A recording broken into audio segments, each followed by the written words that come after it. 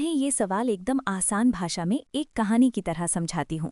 पहले सवाल देख लेते हैं।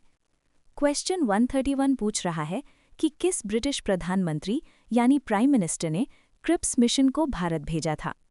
इसका सही जवाब है डी, विंस्टन चर्चिल। अब इसकी पूरी कहानी सुनो।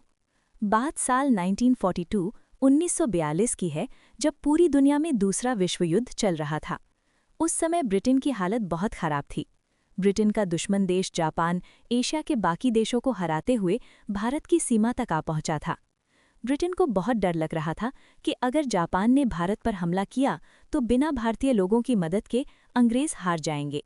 लेकिन उस वक्त महात्मा गांधी और कांग्रेस ने साफ कह दिया था कि हम इस युद्ध में अंग्रेजों का साथ क्यों दें जब आप हमें आज़ादी ही नहीं दे रहे।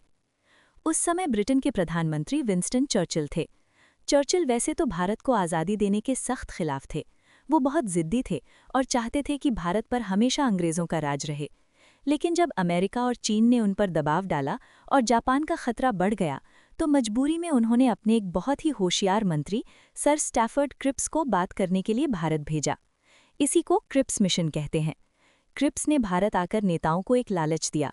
उन्होंने कहा, आप अभी युद्ध में हमारा साथ दीजिए और जब युद्ध खत्म हो जाएगा तो हम आपको डोमिनियन स्टेटस दे देंगे।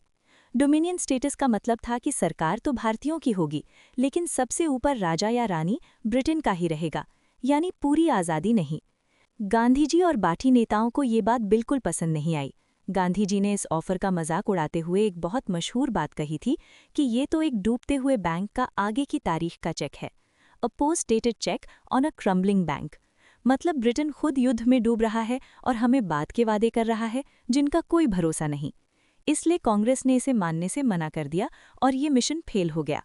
तो बस तुम्हें इतना याद रखना है कि वो प्रधानमंत्री जिसने मजबूरी में ये मिशन भेजा था, वो विंस्टन चर्चिल था।